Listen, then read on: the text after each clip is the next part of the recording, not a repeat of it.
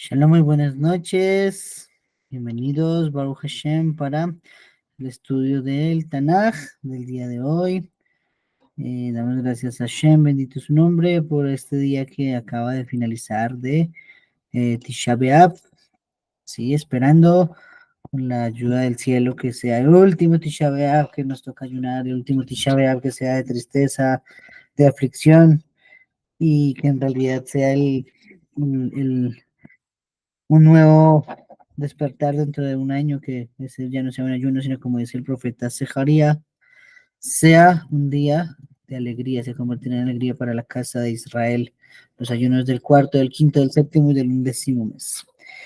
Bueno, Baruch Hashem, vamos a iniciar con nuestro estudio para hoy. Vamos a dedicar el estudio del día de hoy para la Refúa Shlema de Adaya Samara Riveros Bat Camila. Que Hashem Baraj le prodigue refuá Shelema, refuá de Nefesh, refuá de Guf, junto con todos los enfermos de Am Israel.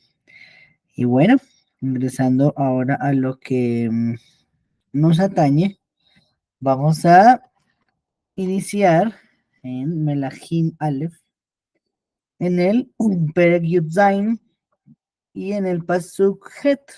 ¿Listo? Entonces, Primera Reyes, capítulo 17, versículo 8.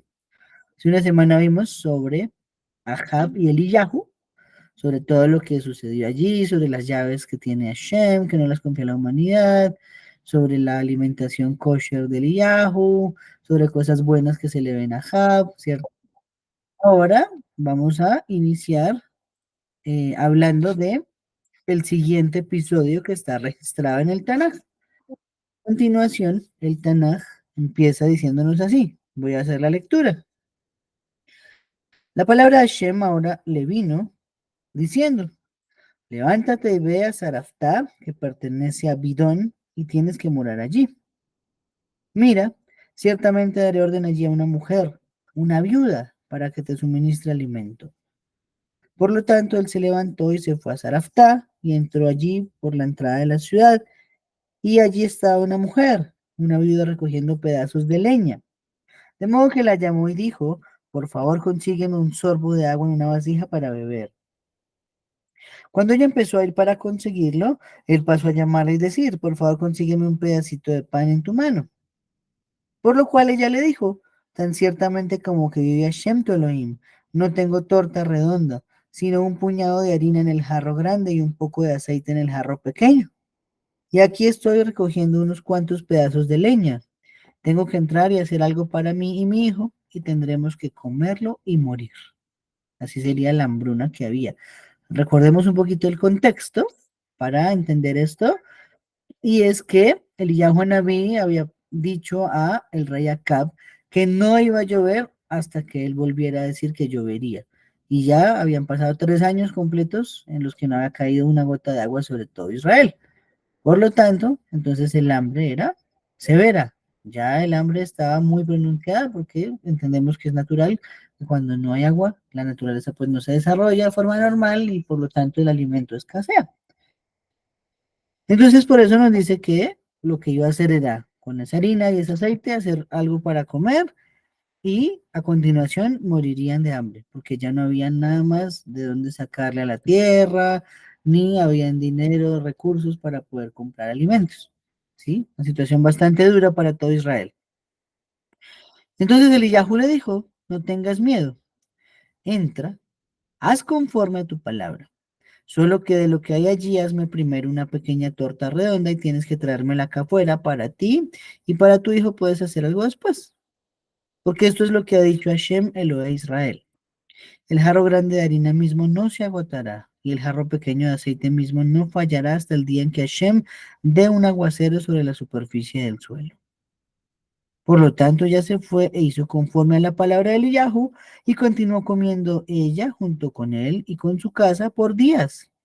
El jarro grande de harina mismo no se agotó, y el jarro pequeño de aceite mismo no falló, conforme a la palabra de Hashem que le había hablado por medio de Eliyahu. Tremendo. Entonces ahí tenemos un milagro con la alimentación, ¿cierto? ¿Qué tenemos allí? Que Akadosh Baruj Hu entonces otorga harina ilimitada y aceite ilimitado, por lo menos hasta que llegue el agua a través sobre la tierra, ¿sí? Ok, entonces hasta ahí, pues excelente. Luego nos sigue diciendo, bueno, dejémoslo hasta ahí, analicemos hasta ahí primero y luego analizamos la segunda parte de estos versículos que faltan. ¿Listo? Bueno, entonces dijimos que lo primero es que el contexto viene a suceder de que el Yahuanabim nos había dicho el capítulo anterior, se alimentaba por comida que le traían los cuervos desde la mesa del rey Acab, otros jajamín dicen que no, que era de la mesa de Jehoshaphat, y desde allí le llevaban, ¿ok? Y que él tenía agua para beber en un arroyo, pero el arroyo se secó. Como consecuencia, él se vio obligado a salir. Y acá el Baruj le dice acá que se vaya a una población llamada Sarepta. ¿Listo? ¿Qué pasó en esa población? ¿Listo? Dice, traté de investigar un poquito, aprovechando a Rabbi Google, y nos dicen en Google que esta era una ciudad fenicia ubicada entre Tiro y Sidón, ¿sí? Más o menos la ubicación actual sería donde queda el país llamado Líbano, el Lebanón, arriba de Israel, al norte, ¿sí? ¿Y cómo sabemos eso? Bueno, hace siempre ya algunos años, pero todavía no tan lejanos. En el año 1969 se hizo una exploración y una excavación por un arqueólogo estadounidense llamado James Bennett, y él encontró allí los vestigios de esa ciudad llamada Sarfeta. Esto es Sarefta. Entonces allí es donde se dirigió Eliyahu Naví hacia el norte de Israel para encontrar allá algo de sustento, ¿sí? En Israel no llovía, entonces es probable que la situación de todos fuera muy mala. ¿Cómo se iba a cargar a alguien dentro de Eretz Israel de Eliyahu cuando tenían todos el mismo problema? ¿Cierto? Ok, muy bien. Entonces acá vemos, dice el Midrash Tanhuma, el cumplimiento de algo que escribió el rey David. Esta frase la leemos siempre que hacemos Birkat Amazon. Cuando ya estamos finalizando, la frase dice, joven fui y ya he envejecido, ¿cierto? Y sigue diciendo, y no he visto nunca a un justo desamparado, ni a sus hijos mendigando pan. ¿Listo? Muy bien. Entonces dice el Midrash Tanhuma, este versículo nos está enseñando que Hashem, bendito sea su nombre, nunca abandona a los justos durante un tiempo de hambruna, ni a ellos ni a sus descendientes. De hecho, cuando un desastre envuelve al mundo, Akadosh Baruj Hu decreta cómo sobrevivirán y nos pone dos ejemplos. Pues, por ejemplo, tenemos a Jacob Avinu, el más grande de los tres Sabot, pero aún así en sus días vino una hambruna sobre la tierra tremenda. Como consecuencia le tocó ir hacia Egipto y allí fue sustentado por Joseph. Entonces Hashem mandó primero la cura que la enfermedad. Tuvo que ser todo a través de sueños, a través de que Joseph fuera vendido por sus hermanos, de que no les cayera bien, de que Potifar lo mandara a la cárcel, de que el copero y el panadero soñaran, ¿cierto? Y luego, cuando el sueño él paró, entonces al fin lo sacó de la cárcel y ya tenía preparado el sustento para Jacob vino para empezar 7 años después que empezaron los años de hambre. Todo fue un proceso larguísimo que empezó 22 años atrás. ¿Cierto? Entonces, claro, nos está diciendo Berashah Hashem siempre le prepara de antemano el sustento en una temporada de hambruna de los justos. Jacob vino en este caso a través de Joseph. Y el segundo ejemplo que nos pone es este, Eliyahu, Anabí, profeta Elías, a través de una viuda, la viuda de Sarfta. Ok, ahora bien, eso también nos debe llevar a pensar que la misericordia de Hashem es muy grande, ¿sí? Porque yo sé que todos y si no todos, pues la mayoría, pasamos grandes dificultades en los años en que hubo el COVID aquí en este mundo. Estamos hablando de 4 años atrás. Sí, era una situación totalmente desconocida para todos, no podíamos salir de nuestras casas, el sustento no estaba sencillo de conseguir, los bancos no prestaban dinero, aparte de eso, la comida se puso más cara, el arriendo siguió corriendo, es normal, los servicios, o sea, esto en realidad fue una situación bastante dura. bastante, bastante dura, bastante que Hashem no permita que eso vuelva a pasar nunca. Si pasa, pues ya sabemos cómo es, pero no quiere decir que vamos a estar mejor. Eso es muy difícil, pero por lo menos sé que si tuvimos esta dificultad y estamos viendo este video hoy, estamos viendo esta clase hoy, Baruch Hashem, sobrevivimos. Sí, eso nos debe llevar a pensar que delante de Hashem somos muy amados, porque no morimos de hambre en unos años que hubo gran escasez en el mundo. Muy bien, ahora bien, nos dice referente a esto de que una viuda sustenta a el profeta Eliyahu, la guía para los perplejos. Esto es el libro del Rambam. ¿Listo? Nos dice, todo evento causado por el libre albedrío del hombre, como la guerra, el dominio de una nación contra otra, el intento de lastimar o de insultar, se atribuyen a Shem mismo como se ve. ¿Sí? Entonces, primero, sobre Nabucodonosor. O sea, estamos diciendo que para nosotros parece que es libre albedrío, pero en realidad estamos cumpliendo la voluntad de Hashem. Solamente que uno cree que uno es el que tomó la decisión y las cosas fueron así porque uno lo decidió. Se nos da 6 ejemplos de cómo el hombre piensa que está haciendo algo, pero en realidad es porque Hashem está moviendo el mundo a su antojo, porque Akash Baruj él es el dueño de este mundo, entonces lo puede hacer. Ok, primero sobre Nabucodonosor, nos dice el Tanaj, he llamado a mis héroes para mi ira, ¿cierto? Entonces, estamos hablando de algo que es la guerra. Y Nabucodonosor cree que él fue a la guerra porque él quería hacer guerra y conquistar más naciones y tener poder en el mundo, pero no, en realidad, ¿qué sucedió? Estaba cumpliendo la voluntad de Hashem para que causara después del destierro la destrucción del Bedamidash. Eso es lo que estábamos conmemorando precisamente en el día de Tisha B'Av que acaba de finalizar.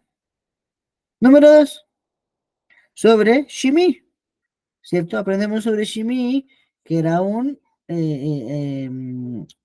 descendiente de la tribu de Benjamín, ¿cierto? Que empezó a maldecir al rey David. Nos dice el Tanakh en Shmuel Bet 16:10, porque Hashem le dijo, maldice a David.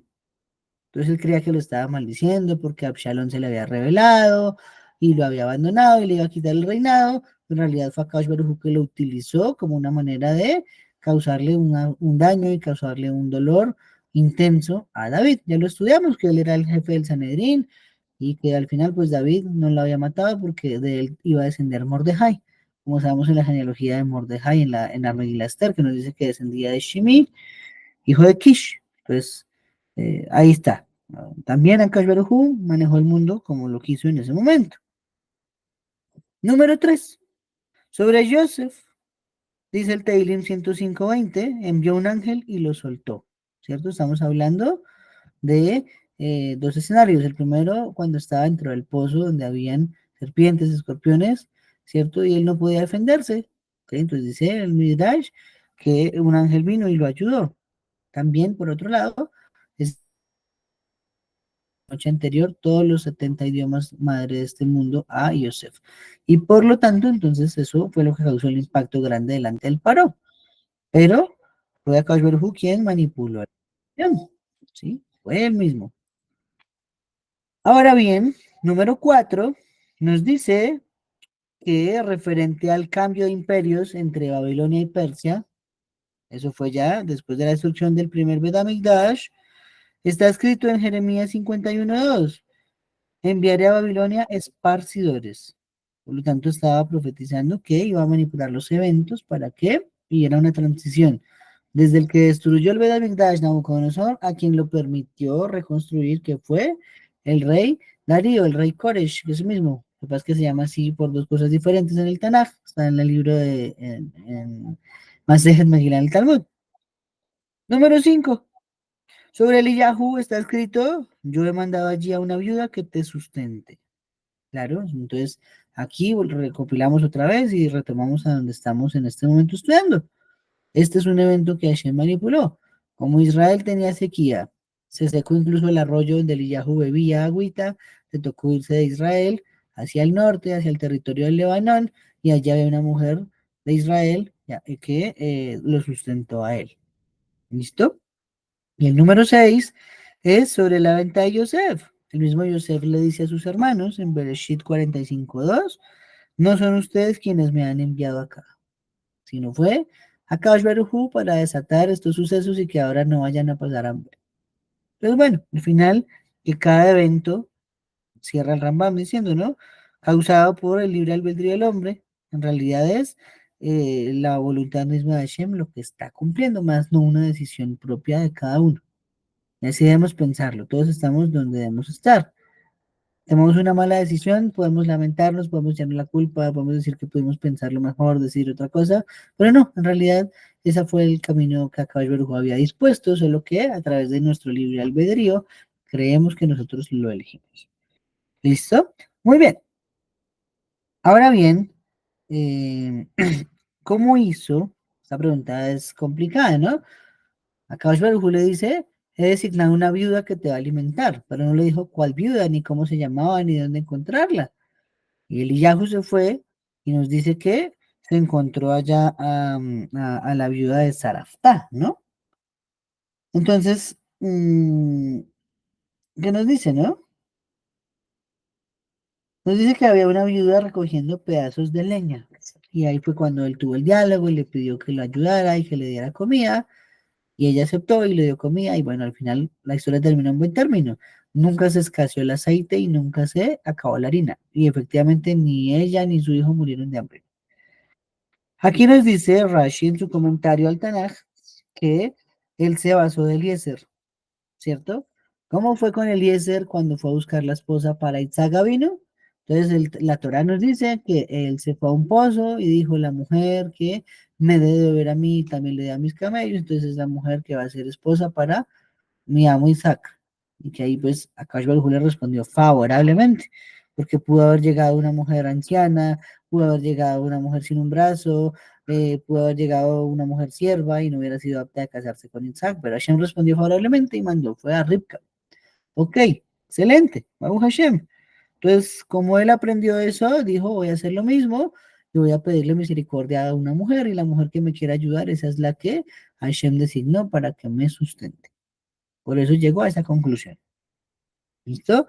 Nos enseña el Midrash que esta mujer era la madre del profeta Jonás ben Amittai, el famoso Jonás, el famoso profeta Jonás que hemos estudiado por allí en el Tanaj, que nos dice que estuvo entre una ballena, 3 días, 3 noches. Bueno, eso lo estudiaremos más adelante en nuestros estudios de Tanaj, pero por ahora sabemos que estuvo vivo en la época junto con Eliyahu Anabí, que fue resucitado incluso por él mismo, por el profeta. ¿Sí? Tremendo. Eso lo estudiamos ahorita en la segunda parte del estudio. Ahora bien, em, hay una, hay una discusión, ¿no? Um, hay una palabra que utiliza el Tanaj diciendo que Eliyahu le pidió. Perdón, ella le dijo que tenía unos Maog y está traducido más o menos en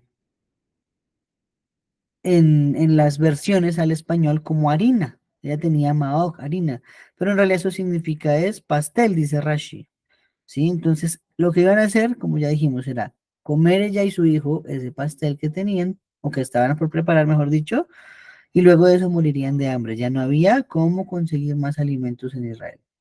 Entonces eso despertó la misericordia divina. Ya les voy a decir por qué y cómo fue esa misericordia divina, que eso es un efecto en cadena tremendo. Hoy hablábamos precisamente en lo del Beth Amikdash, y esto será un estudio que haremos, todavía falta mucho para que lleguemos allá, por lo menos un año yo creo. Cuando hablemos del rey Hizkiyahu, y una sola acción del rey Hizkiyahu causó la destrucción del Beth Amikdash.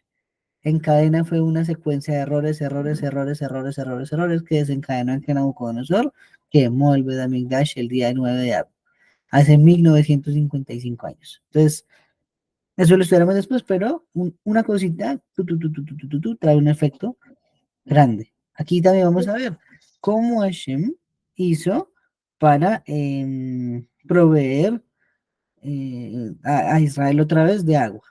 Vamos a verlo. Muy bien. Algo importante y no poco significativo Es que el decreto de Hashem, cuando hace algo con Israel, afecta también a sus vecinos, ¿sí? ¿Cómo lo sabemos? Pues miren, el decreto de que no llovería era solo en Israel. Entonces Eliyahu se fue al norte, donde hoy en día es el Líbano, esperando allá encontrar, según la orden de Hashem, comida. Pero también encontró una mujer viuda, efectivamente, pero muy pobre, que ya se iba a morir era de hambre porque no tenía cómo conseguir más alimentos. Entonces, ¿qué nos dice allí en los Jajamim? Dicen, eso nos indica que tampoco en esa zona había llovido y por lo tanto los vecinos circundantes de Eretz Israel se vieron perjudicados por la no lluvia que no hubo en Israel, va la redundancia, durante 3 años. Y ese es uno de los motivos por los cuales los sabios nos enseñan que toda situación del mundo siempre es a causa de Israel. Depende de cómo Israel esté con Hashem, con la Torah, con los misbot, así Hashem se porta en consecuencia con el mundo. Cuando había el Bet HaMikdash, por ejemplo, el primero, que fue gigante, fue enorme, fue como el sol, entonces el mundo funcionaba bien. Israel era la potencia del mundo, Jerusalén la ciudad más importante del mundo, todo el mundo hacía las cosas, ¿cierto? Todo el mundo hacía las cosas bien, todo el mundo rezaba bien, tributaba bien. Entonces, claro, ese momento estaba ni mandado a hacer, perfecto. Entonces todo el mundo se había beneficiado. Pero una vez las cosas se empiezan a estropear, Israel se divide, unas tribus se van al norte, otras se van al sur, empieza a haber idolatría, se empieza a dejar de hacer los sacrificios bien, empiezan a haber Kohanim corruptos, reyes corruptos, entonces todo el mundo empieza a tener un juicio para mal, ¿sí? Decían los rabinos en esta generación, hace 4 años con el COVID, decían, todo esto que está pasando es culpa de Israel por no observar bien los misbot, y tienen toda la razón. Nosotros tenemos una responsabilidad grande con nosotros, con la Torá, con Hashem, con el mundo. Entonces, ese entorno en el que estamos se maneja de acuerdo a nuestro nivel de cercanía a Kadosh Baruj Hu y nuestro nivel de observancia de la Torá. Por eso, pues, retomando, para el norte, en el Líbano, no hubo lluvia tampoco, porque estaba ahí pegadito a Israel. Entonces, no era culpa de los habitantes de ese país, era culpa de Am Israel. Ok, y nos dice en Rashi un comentario al versículo 13, ¿cierto? Acordemos que el Yahweh le dice, no se preocupe porque me haga una tortica redonda para mí, hágamela, que toda la harina que usted tiene no se va a acabar, ni el aceite tampoco se va a acabar. Y efectivamente nos dijo el Tanaj que así fue, hasta que llovió, siempre tuvo ilimitadamente aceite y harina en la viuda, y así se podía alimentar. Dice Rashi, esto es la manera en que se cumplió la profecía hecha por Lea, cuando le puso el nombre a Gad, a su hijo Gad. ¿Qué le dijo a su hijo Gad? Ha llegado un éxito inesperado. Oh, un éxito inesperado. La viuda estaba lista para comer su última comida y morirse con su hijo de hambre.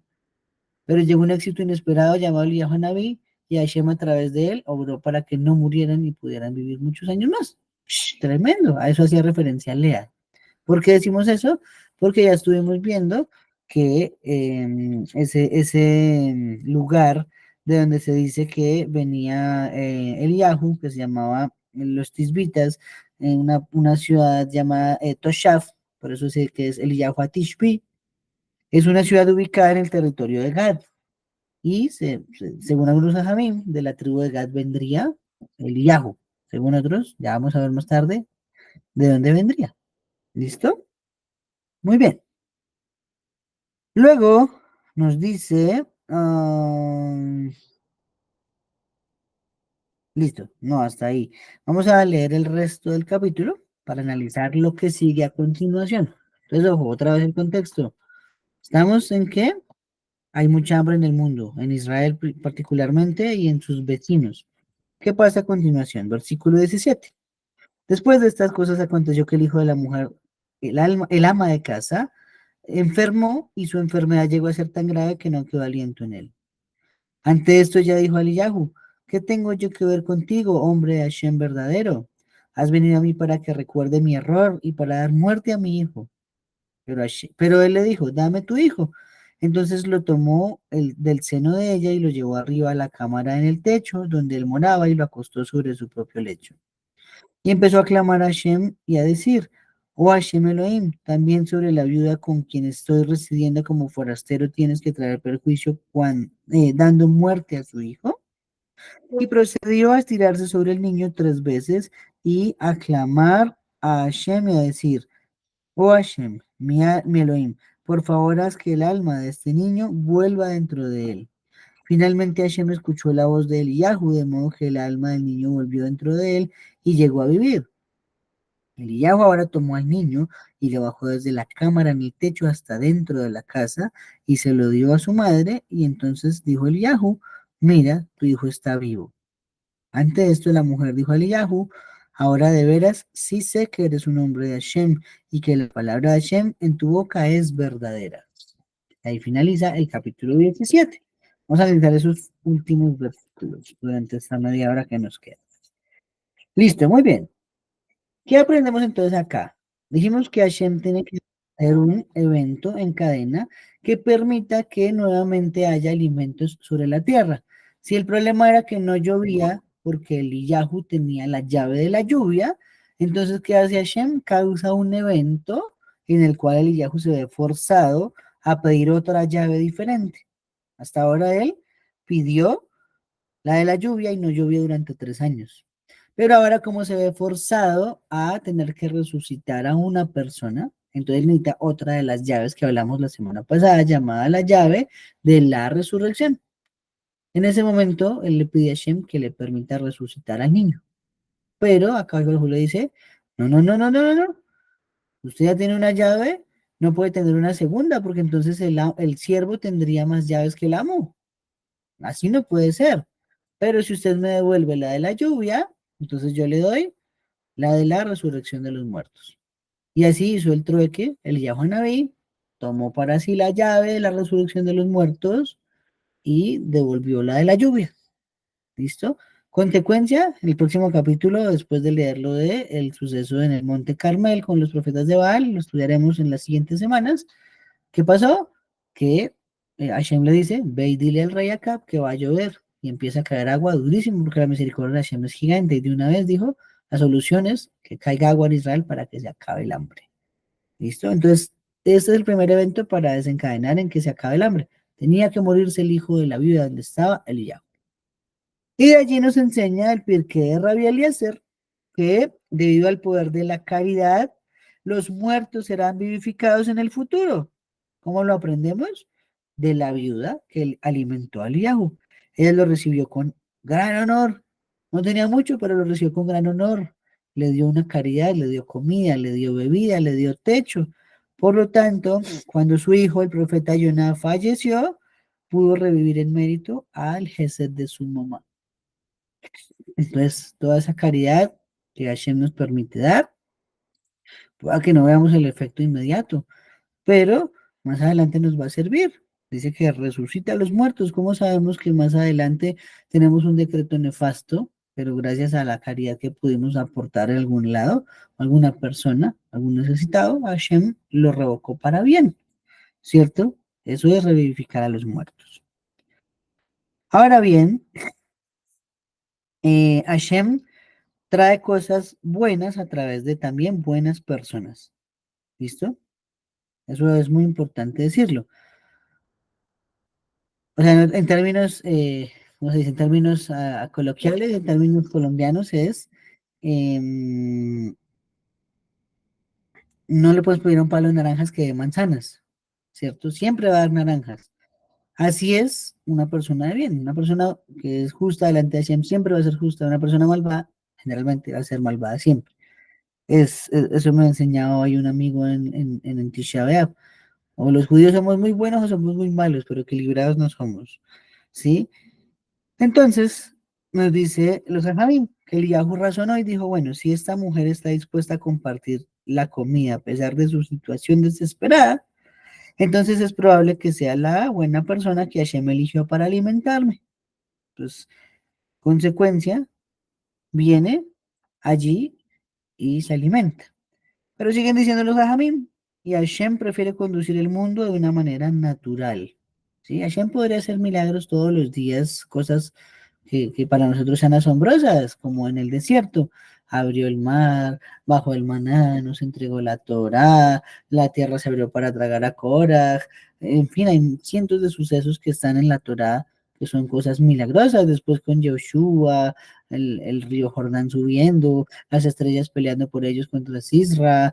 No, o sea, que no hemos estudiado de milagros que han sucedido, ¿cierto? Pero Hashem prefiere que desde que no sea necesario y no haya otra opción, pues el mundo siga las leyes naturales de su existencia, ¿sí? Solamente él violará las leyes de la naturaleza si no hay más alternativa, pero por ello todo el mundo debe comer toda la comida existente. Estamos hablando del contexto de que ya no había comida en Israel y en sus alrededores, para que a partir de allí se haga milagro el visible, se haga visible el milagro de Hashem. Claro, no hay comida, necesitamos ayuda, no hay lluvia. ¿Qué pasa? Inmediatamente se acaba la comida, Shen manda la lluvia, soluciona el problema. Creo que muchas veces en la vida estamos así. Muchas veces nosotros estamos ya con el agua en el cuello, ya no tenemos cómo sobrevivir, no tenemos cómo pagar una deuda, no tenemos cómo pagar una necesidad del colegio, un recibo público, el arriendo, el mercado, no sé. Y de un momento a otro Hashem abre una puerta en algún lado y de ahí llega una solución. ¿Sí? ¿Para qué? Para que sea palpable el milagro, para que nos demos cuenta que somos importantes para Hashem y Hashem está ahí encima pendiente de nosotros. ¿Listo? Entonces, siguen diciendo los Ajamim, uno debe moverse abajo para que se muevan arriba en consecuencia, para que Hashem se mueva en consecuencia. ¿Sí? Por eso primero la viuda tenía que compartir su pan con el Yahoo para después ver el milagro de la resurrección de su hijo. ¿Sí? Entonces Hashem se porta en consecuencia. Según le damos, según él, nos devuelve. Y eso se parece, pues, a Nakshan, esa frase del agua al cuello, acordemos que viene de Nakshan, hijo de Aminadab, de la tribu de Yehudá, en el desierto, cuando se iba a cruzar el Yam Suf, él se tiró al mar, cuando el agua le llega a la altura de la nariz, dice el Midrash Rabbah, el mar se abrió y por 12 caminos diferentes cruzó cada tribu de Israel al otro lado del Yam Suf. ¿Sí? Ahora bien, los jajamín también se preguntan, ¿no? ¿Y cómo es posible que la viuda le crea a Eliyahu todo lo que le está diciendo? Sí, porque si lo pensamos, le dice, no, ayúdeme que a usted le va a ir bien, pero pensemos por un momento que Eliyahu llevaba años viviendo en un lugar desolado, por lo tanto se veía probablemente como un indigente. Y así está descrito en la Gemara. Cuando Eliyahu se aparece, o se viste de musulmán o se viste de indigente, ¿cierto? Y de esa forma se puede saber si es Eliyahu o no es Eliyahu. Ok, dice la Gemara, eso está en Masejet Nidá, página 45b, que las mujeres tienen una vinayetera, una sabiduría adicional que nosotros los hombres, el famoso sexto sentido del que hablan las mujeres. ¿Eso qué significa? Que ellas pueden discernir y evaluar una personalidad mucho mejor que un hombre. Y ustedes pónganse a pensar, muchachos, que es cierto, ¿sí? Yo, por ejemplo, lo hablo aquí con mi esposa. Nosotros conocemos una persona y de pronto a mí me puede parecer chévere, pero mi esposa dice "Hay algo que no me gusta de esa otra persona". Y al final termina siendo cierto siempre lo que dice mi esposa. Es porque tienen esa vinayetera mencionada en la cámara. Entonces, ¿qué podemos decir? Que a pesar de que Eliyahu estuviera vestido como por diosero o como musulmán, lo que fuese, cuando se presenta delante de la viuda, ella con su Binayetera vio que era cierto todo lo que él decía y era una persona digna de confianza. Y así pues aceptó compartir su pan con Eliyahu. Muy bien. Mm,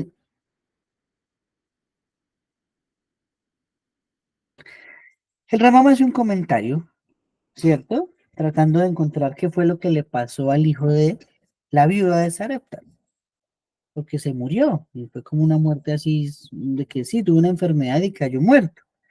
Dice el Rambam que él fue médico, nació en Barcelona en los años 1400, que antes no conocían una enfermedad que parece parar el corazón por 1 o 2 días y por ello enterraban vivos algunos. De ahí salió una famosa frase que es salvado por la campana.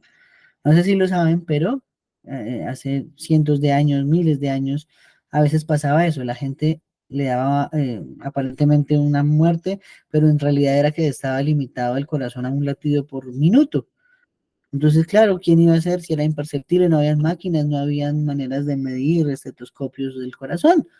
Entonces, lo que pasaba es que se murió, enterrémoslo.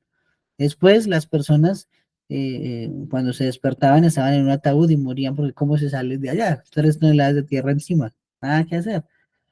Cuando hacían exhumaciones de cadáveres, el ataúd tenía por todo lado arañazos, rasguños, heces fecales, orines, bueno, de todo. Entonces, ahí descubrieron que había algo, pero que no era fácil de identificar si estaba o no estaba vivo. Por lo tanto, ¿qué hicieron? En adelante ponían un sistema en las tumbas de que había una campana amarrada adentro del ataúd, cosa de que si el muerto se despertaba y empezaba a moverse, arriba iba a sonar una campana y por eso se dice salvado por la campana. Pero cuando alguien detectaba que en la tumba se movía la campana, ahí salía y exhumaban a la persona y estaba viva dentro de la salvado por la campana nació gracias a eso. Entonces, enterraban vivos a las personas y dice Rambam, pudo ser eso lo que le pasó a Jonah, en este caso al niño, y también a Naval la historia con David, ¿cierto? Sin embargo, los ajamí no estuvieron de acuerdo con Rambam, porque en este caso se menciona una intervención divina para traer la resurrección del muerto. Entonces el Rambam aceptó que en este caso sí hubo una intervención divina, pero él dice que en el de Elisha, algunos años más adelante, ahí no hubo intervención divina. Vamos a verlo después cuando lo estudiemos. Entonces la Biblia le dice, ¿yo qué tengo que ver contigo, Eliyahu? ¿Sí? Esto me ha venido a causa tuya. Lo que le está diciendo, dice Rashi, es que en realidad le está manifestando que los méritos ya se le agotaron a ella. ¿Por qué? El mérito de tener a Eliyahu Naví en su casa viviendo, de poderlo alimentar, de poderlo sustentar, de poderle brindar un techo y tener el milagro de que no se acaba ni el aceite, ni la harina. Entonces, ¿qué significa? Que ya después de eso no tenía méritos para que le ocurriera algún otro milagro. Si toda nuestra vida sucedieran milagros, pues nuestros méritos se acabarían. Por eso es mejor que los milagros sean poquitos. Así no se acaban nuestros méritos. Pero cuando se nos da un milagro grandote, pues porque hasta ahí llegó el mérito y se acabó. Toca volver a empezar a hacer más méritos para el futuro. Es algo de nunca acabar. Hay que seguir siempre.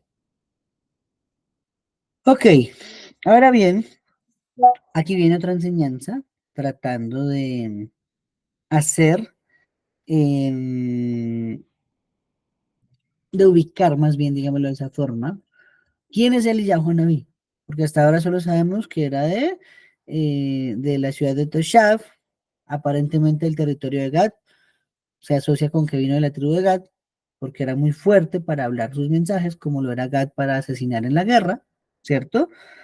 Pero, dice el rabino de Haye algo y se basa en la Gemara en Baba Metzia. Se enseña que Pinjas es el mismo Eliyahu Naví, pero ojo, no estamos hablando de que sea una reencarnación, sino que en realidad era el mismo Eliyahu Anabí, era el mismo Pinjas. Porque si pensamos por un momento, a Pinjas le perdimos el rastro desde el incidente con Otoniel, perdón, con Yiftach. Acordémonos un momentico atrás. Yiftach ofrece sacrificar lo primero que salga de su casa a recibirlo y sale su hija. Entonces él le dicen, venga, pero usted no tiene que matar a su hija. Vaya y haga Tarat Nedarim con Pinjas, que es el jefe de la generación, líder de la generación, Cohen Gadol. ¿Y qué dijo Iftag? Dijo, no, yo por allá no voy porque es que yo soy el gobernante de Israel. Yo soy el más alto en rango. Entonces la gente fue de Pinjas y le dijo, Pinjas, ya no tenemos cómo hacer que él venga hacia acá. Entonces vaya usted hacia allá para que salve la vida de esa niña. Pinjas dijo, yo no voy a ir allá porque él es un ignorante y yo soy el condenado descendiente de Aarón. Entonces, ¿qué pasó? Al final la niña fue sacrificada, ya lo estudiamos, y desde ahí nunca supimos más de Pinjas. Aquí vuelve y se nos aparece ahora, pero con otro nombre. ¿Eso qué significaría? Que la Shejina volvió a él, la Nebuá volvió a él, y ahora se llama Eliyahu Naví con otras misiones específicas. En este caso, empezar a, ¿cómo se diría? A volver a Israel, a las 10 tribus del norte, otra vez hacia Shem, porque se habían descarriado desde Jeroboam, que ya lo estudiamos atrás. Entonces, también, basando en ese orden de ideas de que Pinjas es Eliyahu, estamos hablando que es un Cohen Gadol, ¿no? Un Cohen. Pero un Cohen se impurifica con el contacto de un cadáver. Y explica precisamente la Gemara que el cadáver judío es el que transmite impureza, porque queda vacío de una neshama. En tanto, no sé si eso es alajá, pero no sé si es cabalá, pero la Gemara lo menciona en Baba Metzia 114 es la fuente. Pero la tumá que produce un cadáver judío es una tumá de verdad, no ha sido un cadáver de un no judío, porque el no judío al no tener todavía neshama no produce la misma impureza. Recordemos de un principio, a mayor santidad, mayor impureza. Por eso la mujer es más impura que un hombre, porque ella es un poquito más elevadita que nosotros. Ya fue creada una versión mejorada de Adán. Entonces, incluso llega a decir por allí en el tratado de Moed Katan que el cadáver de una mujer huele mucho más fuerte que el de un hombre, porque ella tenía más santidad. Entonces, como entre más santidad huele más feo, más nivel de impureza. Entonces dicen, ¿y cómo así que siendo un Cohen se impurificó con un cadáver? Sí, porque nos dice que se tendió 3 veces sobre él, hasta que el niño volvió a la vida. Entonces, dicen los Ajamín, esto se puede entender de dos maneras. El muchacho no producía impureza. El niño no producía impureza. Solo hay dos opciones para que eso sea así. ¿Listo? La número uno es que no sea judío. La número dos es que no tenga ni siquiera la edad de Bar Mitzvah. Entonces, puede ser cualquiera de las dos. Si la Torah el Tanaj lo nombra como un niño, puede ser que era un niño menor a la edad de Bar Mitzvah, por lo tanto no producía tuma todavía de cadáver, porque no tiene Neshama todavía. Pero, referente a la otra opción, la otra opinión, ¿sí? De algunos sabios es que, al parecer, entonces este no era un niño judío, por eso no producía impureza y por eso Pinjas pudo, llamándose ahora Eliyahu, tenderse sobre el cadáver sin contraer la tumba de un muerto, que es la tumba más grande que existe. No lo sabremos, pero tanto una teoría como la otra tienen argumentos y tienen un apoyo grande. Tienen un apoyo grande en sus afirmaciones. ¿Listo? Ahora bien, partiendo de la idea de que no fuese Yehudí, porque hasta que no lleguemos al libro de Jonah, no lo vamos a aclarar, y esto es el suspenso para que también todos sigamos estudiando el Tanaj. Partiendo de la base que no es Yehudí, Jonah, entonces, dicen los Javim, al parecer, al acostarse 3 veces sobre él y pararse, ¿cierto? No solamente le dio otra vez vitalidad a los órganos, sino que probablemente le transfirió una parte de la nebuá también, ¿sí? Eso explicaría cómo Jonah llegó a ser un naví sin ser Yehudí. Por otro lado, la versión de que si era Yehudí y simplemente Akash Baruj lo escogió debido a que fue un recipiente digno de la Kedusha. Hablando de recipientes, y eso lo estudié un poquito hoy con mis amigos en el Minyan. Ayer estuve viendo, como a esta hora, al Jajama Ramanillar. Tremendo. No tiene clase mala ese hombre, es tremendo. Decía él de por qué Hashem no envía la Geulah, ¿cierto? Entonces uno lo deberíamos comparar la Geulah a un botellón de agua. Todos hemos visto un botellón de agua, ¿cierto? Eso es grande. Pero ¿cómo hacemos para recibir agua del botellón? Pues necesitamos un recipiente, necesitamos un vaso. Y a través de ese vaso podemos ingerir el agua. Entonces podríamos tener la geula si fuésemos un recipiente digno. Pero dijo una enseñanza tremenda. ¿Cómo se escribe la palabra recipiente en hebreo? Keli. Se escribe con Hav, Lamed, Yud. Esas son las iniciales de Cohen, Levi, Israel.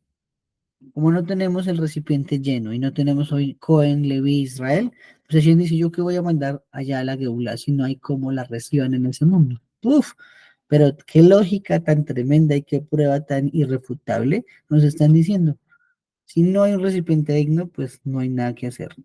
Así que para que un profeta fuera escogido por Hashem y se posara allí la Nebuá y pudiera hablar todo lo que conocemos, tenía que haber sido un recipiente digno totalmente, y si no de otra forma no hubiera pasado.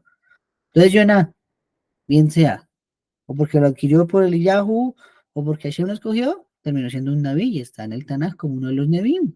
Lo estudiaremos en su momento cuando lleguemos a ese libro. Ahora viene algo muy interesante para tratar de cerrar los temas ya en estos minutos que nos quedan. Y es un problema de alajá, ¿cierto? Las leyes de Yehud.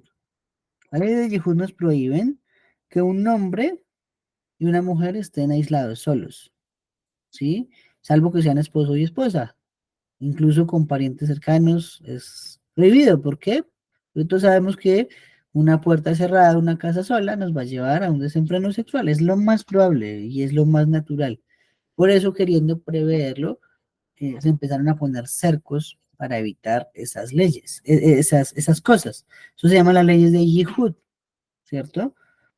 Ok, las leyes de Yehud ya existían en este momento de la historia, porque el que las empezó a implementar fue David Amelech. Acordémonos que eso fue debido al incidente de sus dos hijos. Amnón, su hijo primogénito, que violó a su niña Tamar, a su hermana. ¿Por qué? Se hizo el enfermo, ellos se encerraron, estuvo con ella, después la echó, después la odió, en fin. Entonces, ¿qué sucedió? Al final terminó muerto también Amnón. Eso significa que las leyes de Yehud se crearon para evitar que sucedan casos similares. Eliyahu los conocía, Pinja los conocía. Entonces, ¿cómo es que él estuvo durante un año viviendo con una viuda? ¿Sí? Si la ley de Yehud lo prohíben. Ah, incluso que estuviera un niño allí no es garantía de que hubiese simiut, porque todos sabemos que un niño se duerme antes que un adulto. Entonces, ¿qué tan difícil será para un hombre o una mujer esperar que un niño se duerma para poder luego dedicarse a ellos a su faena sexual? Pues, ningún problema, se espera. Entonces, el hecho de que estuviese allí el hijo de la viuda no era una garantía de algo. Entonces, a partir de esto, se legisla en el Shulchan Aruch, Eben Haezer, Simán 22, que un Talmid Jajam no debe residir en el mismo lugar con alguien de quien se sospeche que puede unirse. ¿Sí? Si en el mismo lugar, en la misma casa, se sospecha que puede haber alguien con el que él pueda tener intimidad o puedan casarse, en fin, eso vendría a enseñarnos que está prohibido, ¿sí? Esto con el objetivo de que no se haya libertinaje en Israel, sino que por el contrario, siempre la institución del matrimonio ha sido sagrada delante de los ojos de Hashem. Ok, entonces, los Ajamín tratando de encontrar una respuesta dicen, bueno, ¿será que tal vez Eliyahu tenía esposa y fue con su esposa a vivir allá? Responde la misma que para, dice, no, no hay evidencia de que esté acompañado de una mujer y no es muy claro de que se haya casado Eliyahu nunca en su vida, ¿sí? Entonces no podríamos decir que tenía esposa y con su esposa iba y visitaba o vivía con la viuda, es descartado.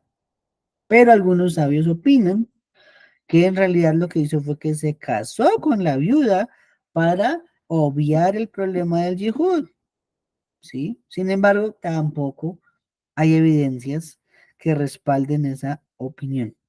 No hay evidencias que respalden esa opinión. Entonces tenemos esos dos extremos. O bien que estaba casado, no está tan claro, o bien que se casó con la misma viuda y así se evitó el problema, tampoco hay pruebas de ello. Tratamos de dilucidar más cosas. En el próximo capítulo, capítulo 18, que lo estudiaremos desde la semana entrante, y nos va a tomar un par de semanas estudiarlo, se menciona que Eliyahu tenía un siervo. Ah, entonces, pero aquí sí empieza a tomar más sentido la cosa. Si tenía un siervo, ese siervo lo acompañaba para arriba y para abajo todo el tiempo a él y a Juan David. Y esa compañía resolvería el problema de Eliyahu con la viuda. Porque así, si está prohibido de que estén un hombre y una mujer recluidos, si hay más personas, pues ya no hay la prohibición, ¿cierto? Entonces, como estaba con una compañía permanente, eso anularía ya el problema del Yehud de una vez. Sin embargo, de todas formas, eh, eh, no es concluyente tampoco ese argumento. ¿Por qué? Porque también en el capítulo 19, es decir, dos capítulos más adelante donde estamos estudiando hoy, Eliyahu sale a huir y no acepta la compañía de su siervo. Le dice, no, porque usted va a exponer su vida porque yo soy un perseguido del rey Acab. Entonces, si es posible que no lo acompañó cuando huyó, también es posible que no viviera con él en la casa de la viuda, ¿sí? Entonces, tremendo, ¿no? O sea, seguimos ahí con un problema. Ahora bien, eh, nos dice que probablemente si el Yahoo experimenta la divinidad, es posible que solo lo rechazara. Entonces se concluye que puede ser que sí lo acompañó en el ático de la casa. Y así vivió allí desapercibido y nadie sospechaba que una mujer soltera esconda al hombre más buscado en todo Israel. Entonces, ¿qué significa? Que Eliyahu sí vivió recluido, el siervo también, y así pasaron todos desapercibidos de que el profeta estaba viviendo dentro de esa casa. Entonces simplemente la gente pensaría que esa viuda estaba era con el siervo Eliyahu y se salvó. ¿Listo? Otra manera de verlo es que está mencionado precisamente que perdón, Eliyahu vivía en el ático. O sea, estamos hablando como de un altillo, una terraza. Es probable que para acceder a esa terraza hubieran escaleras hacia afuera de una vez. Y entonces si habían escaleras hacia afuera, pues no necesitaba entrar nunca en la casa para verse con la mujer a solas y que hubiese sospechas de que violaran las leyes de Yehud. Qué ecuación tan difícil. Creo que nadie se lo ha preguntado nunca. Yo tampoco, la verdad, hasta que lo estudié, pero pues todavía continuamos sin una respuesta clara, solo con estas hipótesis, pero lo que sí podemos saber es que no pudo ser que Eliyahu violara la Torah. De esta otra forma no hubiera sido llevado vivo al cielo, como estudiaremos más adelante. De otra forma no hubiera sido llevado vivo al cielo si hubiera violado la Torah. Muy bien, al final, el último versículo nos dice, ahora de veras sí sé que eres un hombre de Hashem y que la palabra de Hashem en tu boca es verdadera. ¿Cómo así que ahora sí sé que eres un profeta de Hashem? ¿Sí?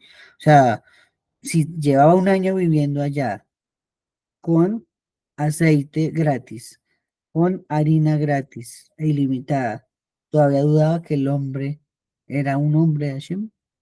¿Cómo por qué sería eso, cierto? Ella creía, dice aquí en los Jajamim, que tal vez él usaba kishuf, él usaba brujería, ¿sí? O que Eliyahu no hablaba con Akadosh Baruj Hu, sino con otro profeta intermediario.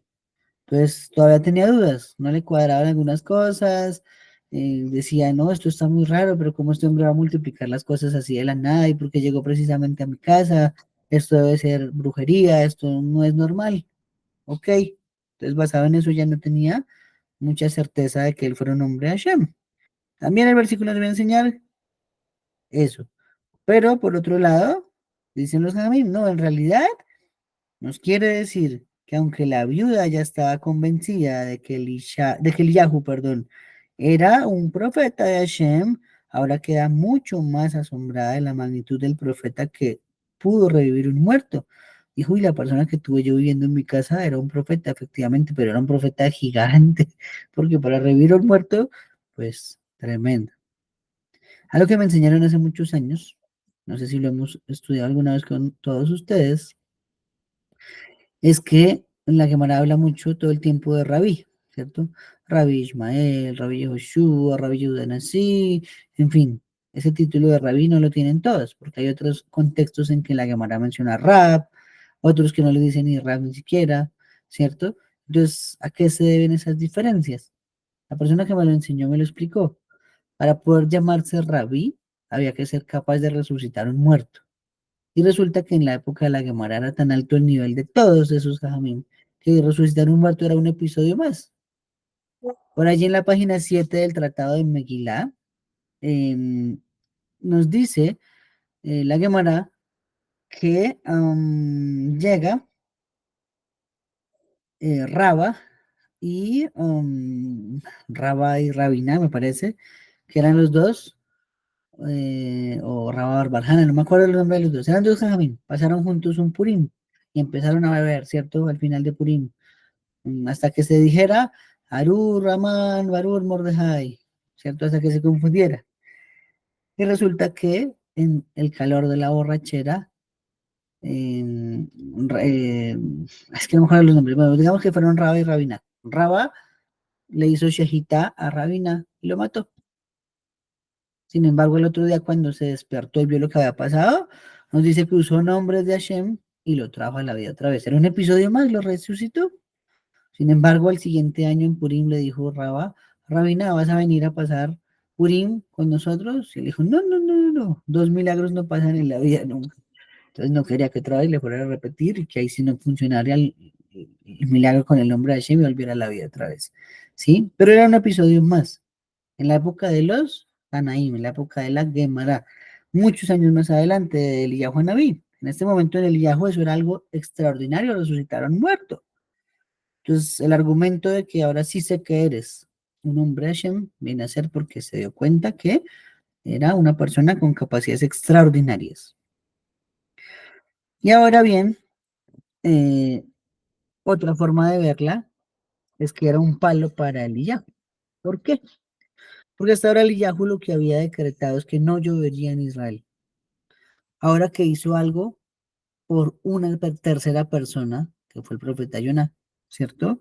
Entonces dice los Jajamim, ahora que es una acción positiva diferente a imponer una hambruna en todo Israel, entonces la Biblia reconoce que Eliyahu se comporta como un Ish Elohim, como un varón de Hashem, agregando luz al mundo en lugar de implementar la oscuridad, que sería lo que pasó con que no lloviera. Entonces estas palabras reprendieron también a Eliyahu que ella le dijera, ahora sí sé que eres un profeta de Hashem de verdad. ¿Por qué?